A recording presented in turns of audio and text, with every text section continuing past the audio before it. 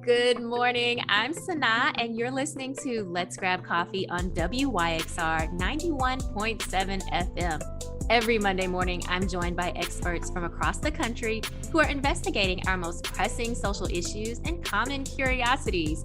Over the next hour, you'll learn about their inspirations, motivations, and of course, what they know about the world around us. So grab that cup of coffee and get ready for a fun and insightful conversation. Now, Memphians, you know we love to brag, and there's a lot that we have to brag about. And I'm not just talking about the Grizzlies or our music scene, but I'm talking about our water. Now, if you've had drinking water from other places, then you know that not all water is created equally. And in recent years, we've seen more fights over protecting local water in cities across the US and also in Hawaii. Water is such an essential resource, the key to life. But what happens when your natural resource is threatened? Today, we're talking water and specifically the Memphis Sand Aquifer or the Sparta Aquifer. And joining me this morning, I have Sarah Houston. Sarah has worked in water communication for over 10 years. She is currently the executive director of Protect Our Aquifer, and she previously served as the associate director of education and outreach for the University of Memphis Center for Applied Earth Science and Engineering Research. Houston and her husband are the creators of Wander Like Water, where they use bicycle touring to connect YouTube viewers from around the world with water science. So good morning, Sarah. Thank you so much for joining us. Thank you so much for having me. This is already a great little intro. I love the whole concept of your show. I got my coffee ready and I'm excited to chat. Yes to the coffee. Okay, well, let's start here with the coffee part, because how do you make coffee? You need some water. You need some good water. It's so true. Yes. And so I already love this synergy that we are having. And I am a native Memphian. And so I have to tell you, I think it has been instilled in me probably from a very young age that we have this thing called an aquifer and that it's really important to our drinking water. And yes, I've definitely heard people brag about where our water tastes good. And if you all don't know about good water, it's because you haven't had Memphis drinking water. So I'm so excited to talk to you about water and about Protect Our Aquifer, the organization. But let me just start here. Okay, what is an aquifer? Okay, awesome first question. I love where you're getting already. So an aquifer is a layer of sediment. It can be sand, dirt, rock, saturated with water. So it's underground, you can't see it, and it's just a layer of earth where water fills in all the spaces. And so the aquifer that we have in Memphis, you think of it more like a sandbox that's been rained in. So all those little pore spaces between the sand grains, that's where our water is held. All right. And what makes the aquifer so important when it comes to quality of water? Yeah, definitely. So there's different types of aquifers. Like I said, there's rocks, there's sand, there's soils. So when you go out, think of like East Tennessee, you got the mountains and all these clear springs and all this clear water. They've got what's called a karst aquifer system, and water can sink down into it real quick, which also means contaminants can sink down into it really quick. So you might see rainfall pick up oil slicks and radiator fluid, and that can show up in the aquifer quick. But here in Memphis, we've got what's called a sandy sediment aquifer, and so it actually moves much slower. Rainfall that lands in Memphis, it could take decades to get actually down into our aquifer. So when we think about why our water's so clean and pure here, really, is it's been filtering naturally through the soils and the sands for centuries and actually millennia. Wow. So I wish I could, like, everybody could see me. I always do my little diagram with my hands, but our aquifer below us is shaped like a big bathtub, and below Memphis is where it's the deepest. So if you go out to Fayette County and West Tennessee, the sands come to the surface and rain can directly enter what we call the recharge zone. And it takes 2,000 years for rain that fell in Fayette County to filter and get all the way down to pretty much below Memphis. So Wow. most of the water that we drink today fell as rain 2,000 years ago. Wow. Oh my goodness. My mind is absolutely blown right now. And I mean, isn't just science and our world just so amazing? So we are really benefiting from rainwater that fell thousands of years ago, Mhm. and that, that good tasting water, contaminant free Yep. water, we get to benefit from that. And then correct me if I'm wrong, but Memphis is the largest US city that relies 100% on groundwater, right? Is Yeah. that correct? That is correct. And when you look at like different studies that have been done, there's a lot of other big cities that rely on groundwater, but they supplement it with a little bit of river water or a little bit from a different aquifer. Our sole source is the Memphis Sand Aquifer, and then one other aquifer right below it called the Fort Pillow Aquifer. And so we don't touch the Mississippi River. We don't touch the Wolf River. We don't touch Nonconda Creek. I mean, we are getting all of our water from underground, and we are a big city that is very unique in that sense. Mhm. So that just again speaks to how important protecting our aquifer really Yes. is, because we are getting all the water that we use from our aquifer. And I think that's really important for people to understand, because I think it can be easy to take for granted that you might turn on a faucet or, turn on your shower bathtub and water comes out, that it's okay for you to bathe in or it's okay for you to drink. Mhm. And I'm sure for listeners, especially those who are in the Memphis area, we can remember last year when we had, the snowstorm and, water, we really felt like how precious of a commodity water really is. And I don't know about you all, but I was definitely boiling my water because I was like, I cannot take any risks. No. Like I'm boiling my water. I was very, very vigilant about that. But just Yeah. thinking about how important water is in general, and the fact that we have this natural resource that, we really can take for granted. Yeah, absolutely. I mean, I think just, in the United States in general, that's kind of been, like you said, it comes out of our faucet. There's usually never an issue. It flows when we need it, any day, anytime. And it just has been kind of this, like underutilized resource. And when you think about really Memphis and how we get it from this underground aquifer, it's out of sight, out of mind. You Mm. don't see it, you don't really understand like how you're interacting with it. It's different when you might get your water from a big lake and you see lake levels drop or you see algae blooms. You're like, ooh, something's going on. We don't have that same like visual cue, that visual awareness. It's just like, oh, somewhere under there, there's some water, I guess, and it's flowing out of my tap. So everything must be going right, right? Mhm. Yes, I think you bring up such a good point, because we don't have that kind of visual indicator or that kind of daily awareness of exactly where our water is coming from. So, even though it is to me so cool that we're thinking about water from thousands of years ago, right, that we're drinking today, we don't see that happening, right? We Right. haven't been around for thousands of years ourselves personally to see this process kind of happening. So we are a little bit divorced from the water that we have. I mean, even thinking about, at one point, hundreds of years ago, in Raleigh, in a community in North Memphis, there were natural hot springs. And it Mhm. was kind of, a tourist attraction for that time for people to come to the hot springs.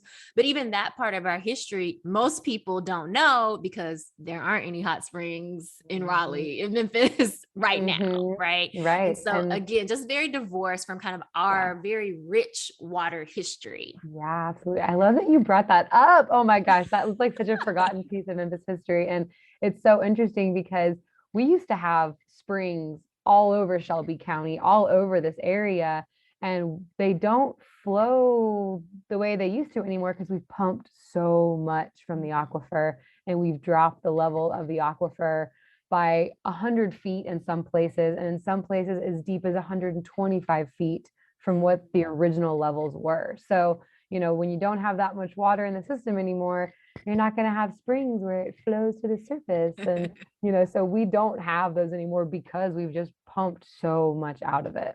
Yeah.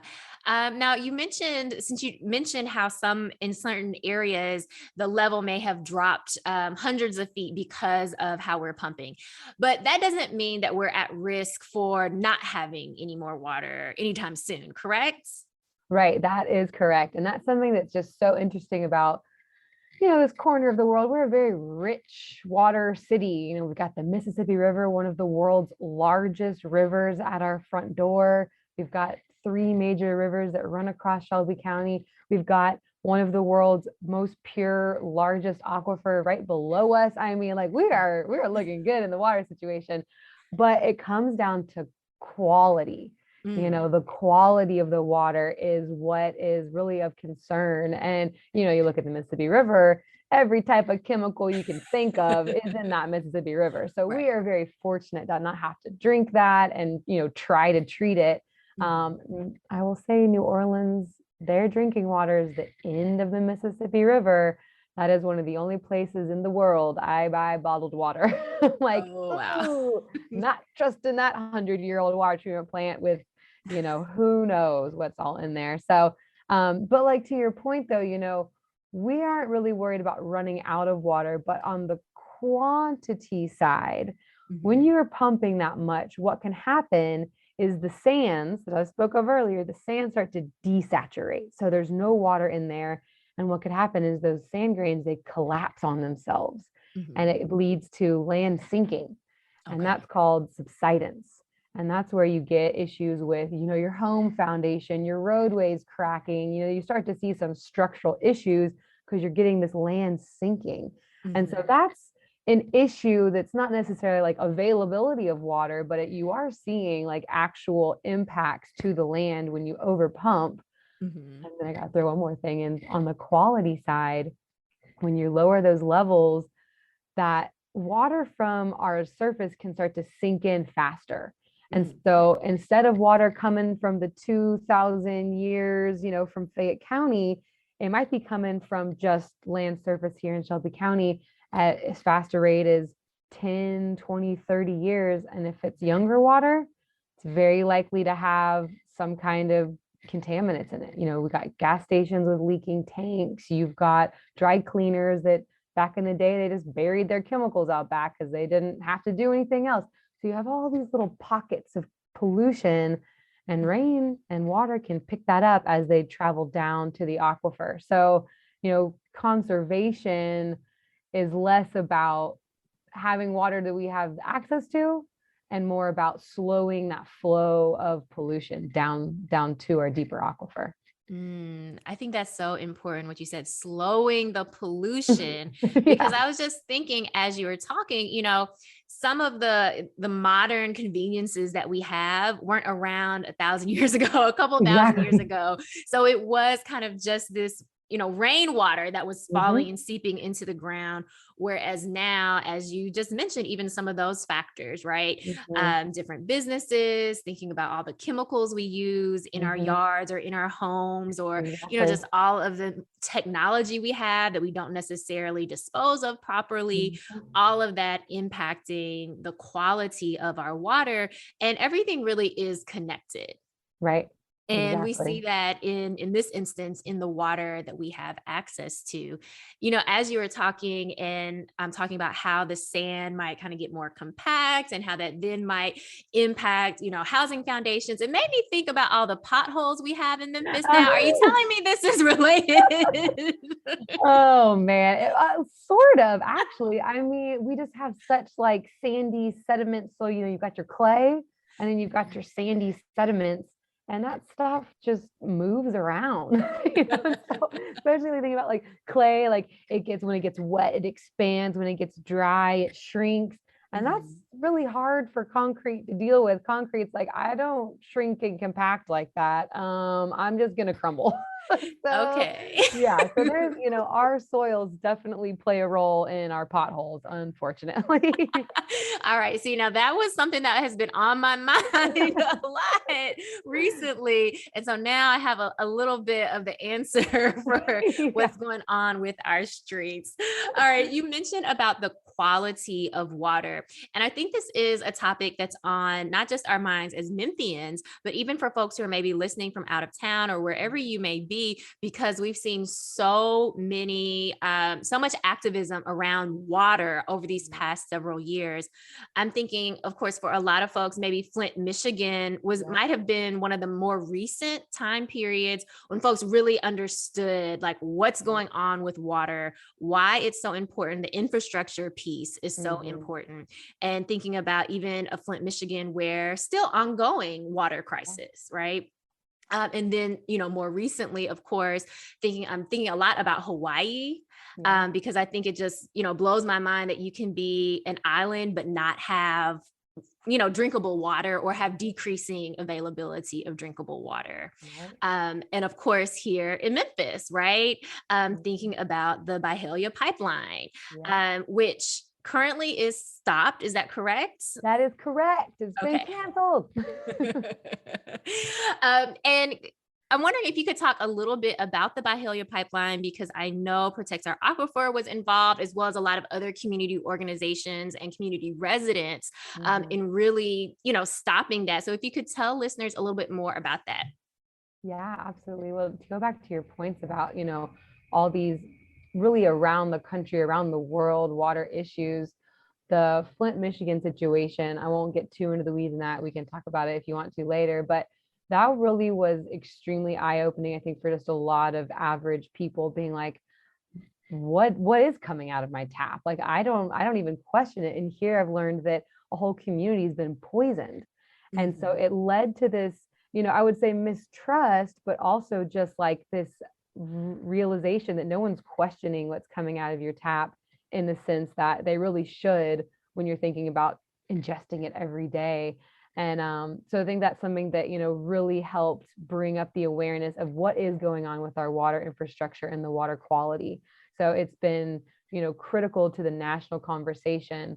Now, their situation was very unique in the sense that the water planners and the actual government officials chose not to treat the water fully and like pretty much actively poison that community. So different situation than what we would be dealing with here in Memphis, but still like just shows that you can't always trust exactly what's coming out of your tap. You need to be an informed person. So the Flint stuff is heavy. But to your question, Byhalia pipeline, oh man, what a moment in Memphis history. So yeah, we worked very closely with Memphis Community Against the Pipeline. Now they're called Memphis Community Against Pollution, MCAP. And they really, that organization, jumped up at the start of the Byhalia pipeline fight, because that community was specifically the one in Southwest Memphis that was going to be impacted. And we also worked with Southern Environmental Law Center, Sierra Club, Climate Reality Project. I mean, it was like an all hands on deck, incredible movement building moment.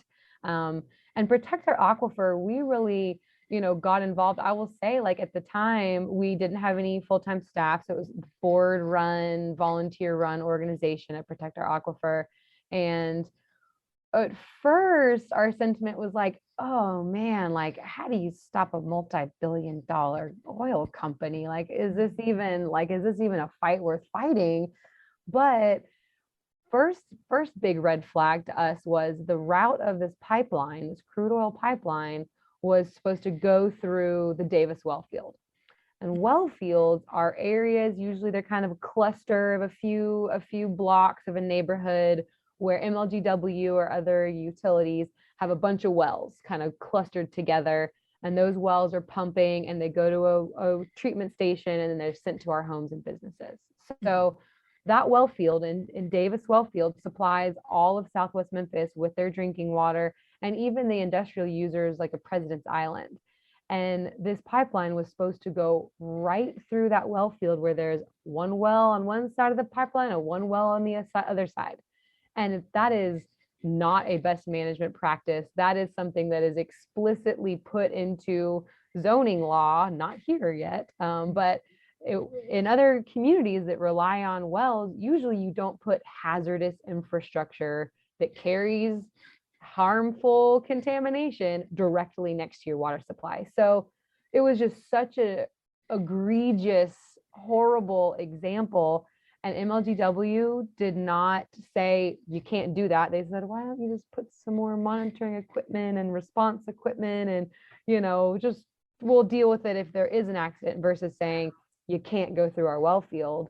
And then all of the permits that the pipeline company had to get, none of them took into account the aquifer as our drinking water supply. It was all wetlands or surface water, nothing about groundwater and aquifers. So the more and more we learned and realized like this is terrible for our aquifer, and then really getting to know the community side of things, and there are landowners that didn't want to sell easements to their property, and then the pipeline company sued them and tried to take their land through eminent domain. It was just like, come on, give us a break. Like there's no way this is something we can sit down and just let happen.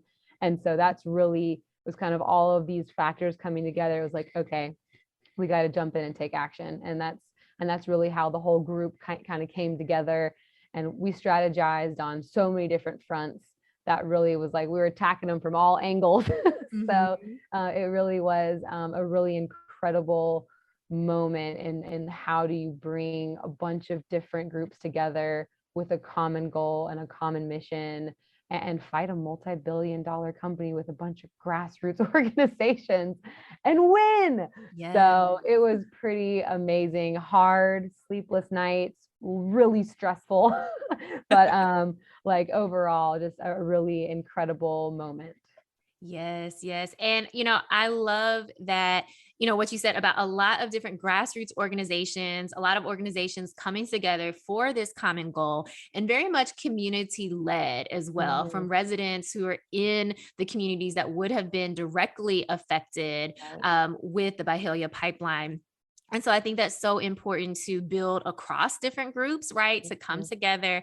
And I think, like you said, a historic moment for Memphis, really showing that when we come together, we can protect our communities. We can stop these big corporations, right? We do have a voice.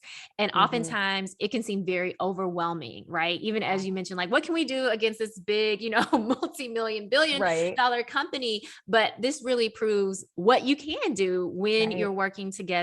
And I know that this whole movement really generated a lot of support from across the nation, various elected officials or previously, elected officials, politicians, and celebrities as well. So I think that just really goes to show how our voices, how powerful they are, and how when we come together and do the work, we can make change. So this is very exciting. Yeah. So yes, well, let's take a quick break. You're listening to Let's Grab Coffee on WYXR 91.7 FM. We're here on Let's Grab Coffee on WYXR 91.7 FM. I'm Sana, and I'm here with Sarah Houston, who is the Executive Director of Protect Our Aquifer. And of course, we're talking all things water. And, something you mentioned kind of briefly was thinking about different regulations or protections that are in place or that may not be in place. And I know that a few years ago at this point, kind of attention was on the protections or regulations that are not in place with the Tennessee Valley Authority, and TVA kind of just deciding to make decisions about what they would do with drilling. And there weren't really any regulations or protections in place. So can you tell us, what do we have in place to protect our aquifer? Ooh, Sana, I love that. This is a POA's origin story. So Protect Our Aquifer actually formed up late 2016, like December 26, 2016. And we were actively forming to challenge wells that Tennessee Valley Authority drilled. And we have a groundwater management authority in Shelby County, sorta. At that time, it was really sleepy. We passed as a community back in the late 80s and early 90s, we passed a series of ordinances that actually established a groundwater board and a whole department as part of the Shelby County Health Department to actually manage and regulate our groundwater. So there was a lot of great intention late 80s, early 90s when they started to realize our aquifer isn't as perfectly immune from contamination the way we thought it was. Mm-hmm. And then, fast forward 25, 30 years, and those entities really aren't functioning to their full capacity. Not all the regulations on the books are really enforced. And so TVA operated a big coal-fired power plant here for about 60 years. There's a whole saga on that I won't get into yet when you start asking about it. But so they were ready to transition and build a new power plant based on methane gas. And so they were going to shut down the coal plant, build this new gas plant, and they needed, a cooling water source. And their original plan was to actually recycle treated wastewater from the city's wastewater treatment facility next door, which everybody was like, awesome idea. That's like environmentally sound and conserving. And everyone was like, great idea, TVA. Then, behind closed doors and without any public input, they changed their plan to drill 5 wells deep into the Memphis Sand Aquifer to use solely for cooling water. And the groundwater board, they have to go get their permits from the Shelby County Groundwater Board, and the groundwater board approved those, even though those wells are located right across the street from our unlined coal ash pond that has toxic levels of arsenic and lead and fluoride and mercury in the ground. And so if you pump 5 million gallons a day from across the street, you're pulling that stuff down faster. And that's something that our groundwater board should have recognized and should have investigated before issuing those permits. And in our belief, they shouldn't have even issued them at all. And so we formed up to join a lawsuit with Sierra Club. And that's kind of our origin story, fighting those things. And what ended up happening was the state, TDEC, ordered a pump test to see if there was a connection. If you run these wells, are you going to pull down that arsenic faster? The science showed, yes, you absolutely will. You can't run those things. And so TVA now is still using water from the aquifer, but they're buying it from MLGW at well fields a little farther away. But it was like just regulations that hadn't been enforced. Nobody was really doing their due diligence. And since then, it's been about 5 years since we formed up and since that poor decision. And the good thing is that groundwater board is starting to really take things a little more seriously. We show up at every single board meeting. We film every single board meeting. We are very active in that board. But beyond that, there really isn't a lot of regulation around what kind of development, how much you can pump, like none of that exists right now. And after the Byhalia pipeline fight, like after the pipeline was canceled, MCAP, Protect Our Aquifer, Sierra Club, other folks, we continue to campaign to pass laws here in Memphis that would continue to piecemeal that regulation together. So one of our big wins was getting what's called the Wellhead Protection Zone law. And so pretty much creates little buffer zones around our wells that says you can't have hazardous development like a pipeline, like a dry cleaner, like any chemical factory. You can't have those right next to your well field. If you do, you need a special permit, which has a public process. And so that was one of our big wins. We got past late 2021 that really starts to get at that level of protection that's actually like law. So there's a long way to go, but there's definitely forward movement, I'll say. Yes, that's so important. You mentioned a couple things there that I just wanted to draw out. The fact that Protect Our Aquifer is present at these board meetings, right? So thinking about holding people accountable, right? And Uh-huh. knowing like, hey, we're going to be there. We're going to Right. record these meetings. We're going to have a record of Yep. our own that says what was said, decisions that were made, etc. So there's no kind of hiding or, Right. escaping the accountability on that side. Yeah. And the other piece in thinking about just continued forward movement in Mm-hmm. instituting regulations and creating laws that Mm-hmm. really say what can and cannot be done. Mm-hmm. Are there any other pieces of legislation that you're able to share with us that are maybe in the works or that we might want to stay abreast of or even get involved with? Absolutely. That's a great question. Actually, this is Erin at just the right time. We have two, actually, I'll mention three, three good things that people can get involved with today, right now. First one is Memphis City Council is considering passing a resolution that would demand that TVA conduct a supplemental environmental impact study, an SEIS, on this coal ash move. So I mentioned the arsenic that's been sinking down into the aquifer. They have started moving it, which is good. That's what we wanted. But the way in which they decided how to move it and where to move it was not transparent. It did not involve community input. And the plan that they ultimately decided was 10 years of driving 240 trucks across predominantly Black South Memphis to take the coal ash from one spot and put it in a landfill in a different spot, still atop our aquifer.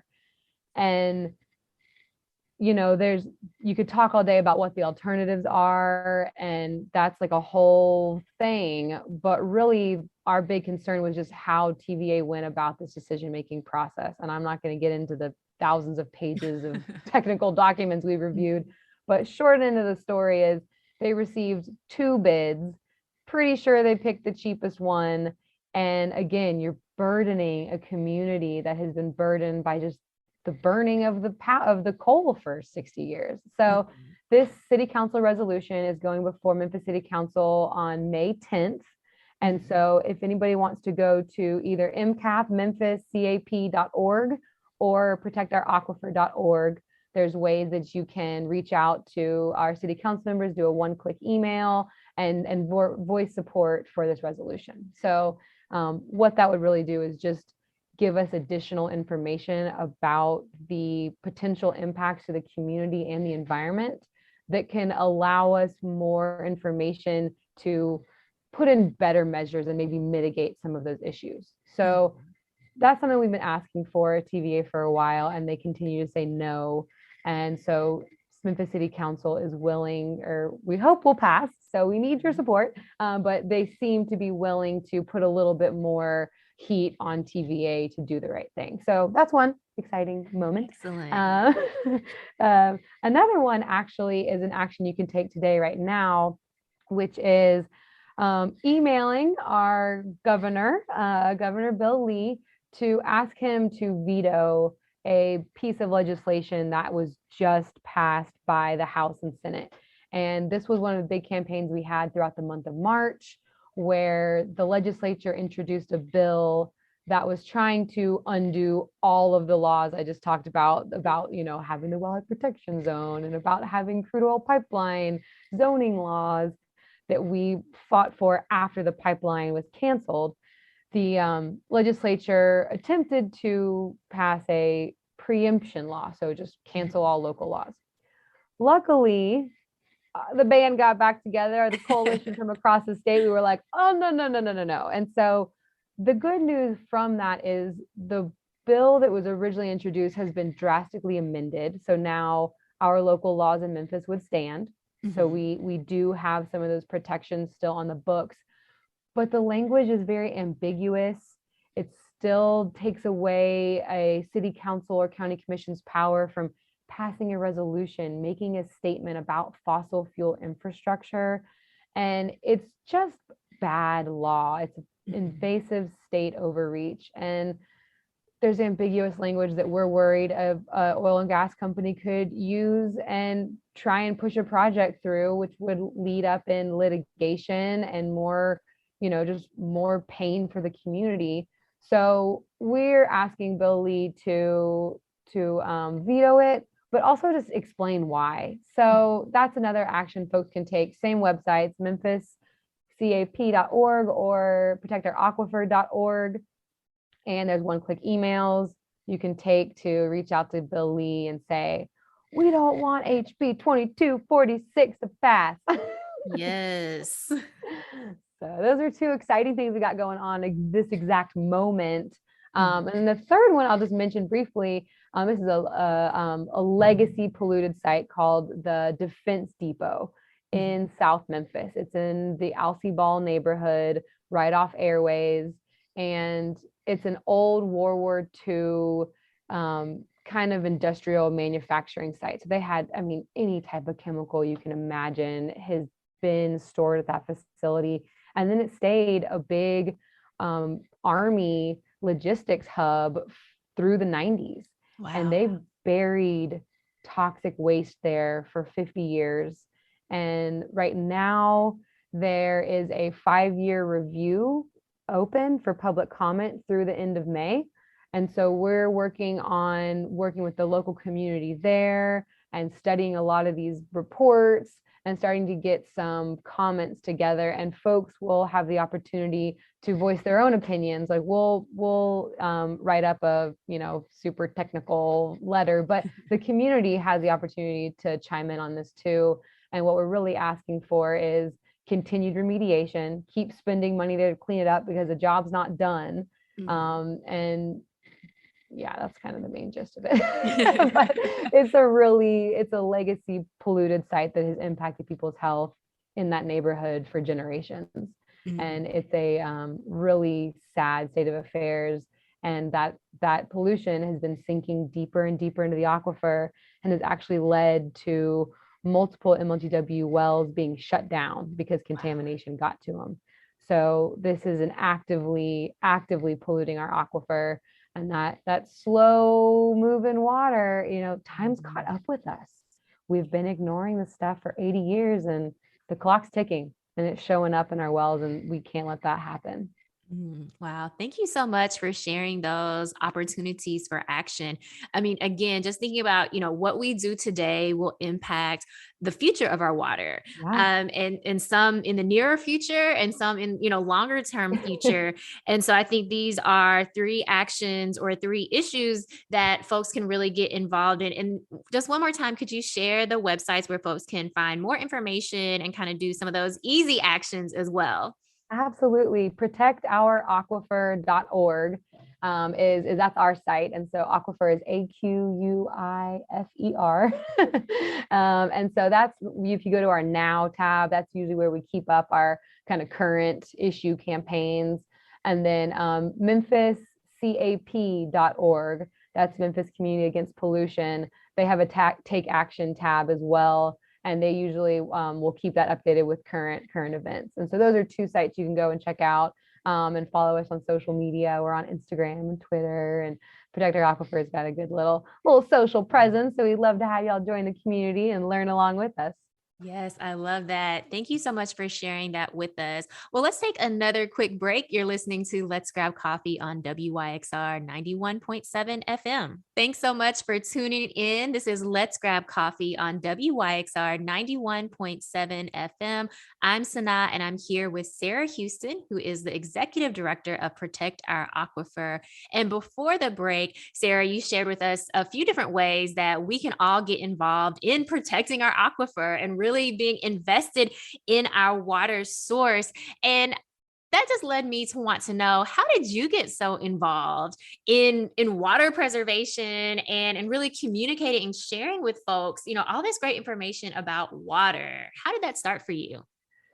Well, I'm a certified water nerd. So, you gotta have, there was a really crucial moment for me that really kind of helped start the evolution of what is my career now. But it was back when I was in college. I was at the Southwestern University, which is kind of like a Rhodes College, just north of Austin, Texas. So I'm from Texas, and I was going to school for political science because I wanted to change the world, Yes. Uh, didn't know exactly how, but I was like, all excited, bright-eyed, bushy-tail. And so for 2 summers, I canvassed and worked with what was called Environment Texas. And so I would go door to door, knocking, talking about the campaign we're working on, raising funds. And it was like a fundraising and education gig. And so it was like outdoors, summertime, talking to people. I was like, I love all those things. So our big issue that first summer I worked there was increasing the city of Austin's water conservation budget. And so I was talking to people, about where our water comes from. And I was just so surprised how few people knew where their water came from. And I mean, across education backgrounds, across racial backgrounds, across, income levels. We were in all kinds of neighborhoods, and I'm like intimately at their front door, asking them questions and talking to them. And it was just something that really resonated with me, that so few people really know the water that's coming out of their faucet. And there's a big river that runs through downtown Austin, the Colorado River, and that's where our water comes from. So it's like, the big river, okay, apparently not. So that was just like sparked this interest of like, this is our most vital resource for life besides the air we breathe. Like, you should know where it comes from. And that just kind of like snowballed over the years to really, how do you bring that level of understanding? And I truly believe that if you know where your water comes from, and if you have some kind of an intimate connection to it, you are going to be more willing to take action, more willing to speak up, and more willing to really get involved on ways that will protect and preserve that resource, no matter what community that you're in. And so that was the moment that sparked it all. And, you fast forward and I ended up here, and, so I've been very passionate about water since about 2009. Wow. We are so happy that you are passionate about water because, again, like you mentioned, water is life. We need it. We cannot live without it, literally. And so, knowing where our water is coming from and how we can be involved, I think is very important. Now, I want to take it back to something you kind of mentioned earlier when we first started chatting. And you said, you normally don't drink bottled water. Yeah. And I just wanted to touch on this because I think, people are kind of understanding more about, okay, I need to drink water, right? And so we're getting that message. And one way that people often do it is they go just grab a case of bottled water. And I'm wondering if you could tell us a little bit about if that's a good idea, if that's a bad idea, like what's up with the bottled water? Yes, no, I love this question. I am pretty adamantly against bottled water. Now, I will say with the caveat that there are communities, predominantly Black, communities that have been disinvested for years, where their pipe infrastructure is in really bad shape. And really Memphis in general, Black or white neighborhoods, we've got old infrastructure, old pipes, and most of them are made out of lead. And that's where you get, potential lead pollution in your drinking water. Now, no safe amount. There's no safe amount of lead. Now, I will say the caveat is a filter can do the trick. And a filter can do the trick where it's going to filter out, any of those kind of lead particles. And that can pretty much do what you need to do to make sure you have safe drinking water at home. And it's a lot cheaper than buying bottled water. Now, I've got a couple beefs with bottled water, but one of them on the health side, is that, they're plastic bottles, and they're, have been traveling through 18-wheeler trucks, warehouses, hot temperatures, cold temperatures. And when plastic heats up, cools down, it's releasing tiny microscopic particulates. And so you might be drinking microplastic when you're drinking out of water bottles every day. So there's, you hear a lot about like non-BPA, type of things. And so there's a lot of chemicals that go into water bottle production, and you may not realize, but you're drinking this pollution that can actually actively impact reproductive systems. It can impact blood. It can do a lot of bad things in these really small doses over a long time. And so like that's one of my big beefs. And then the other one really is that it's just a very resource intensive product. And like to make the plastic water bottles, if you think that you picture just like your normal, whatever 12-ounce plastic water bottle, if you fill that up about a third full with oil, that's how much oil it takes to produce one water bottle. Wow. And if you think about how much water it takes to produce that actual water bottle, it takes about 5 to 10 water bottles worth of water to create the bottle. So it's just extremely resource intensive, in addition to potentially bad for your health. And so if you're mistrustful of your water pipe infrastructure, I recommend filters and making sure you're diligent on changing out your filters. And there's a cost associated with that, but it's still going to be cheaper than buying bottled water. And it's just a lot more accessible too, because it's filled the tap, good to go. Drink water all day long. And I'd be like, oh, I'm running out of water bottles. I'm not going to drink very much. It's like, stay hydrated. You need that. Yes. Okay. Thank you so much for that, because we also know that recycling doesn't really happen. We're seeing more and more stories where, recycling is kind of like a myth. We think we're putting the water bottle into a recycling bin that's going to go get recycled, but it's really just going to a landfill. So again, thinking about the decisions that we're making today and how they impact our future, whether it's the future that we will see or the future that, kids, grandkids, and on, will impact the type of planet that they will live on later down the road. So thank you so much for sharing that. So I just want to encourage folks, to get the filter. You can even get glass bottles if you want to kind of fill up a bottle to take with you, to work or wherever. And so you can still have your water, stay hydrated, because that is important.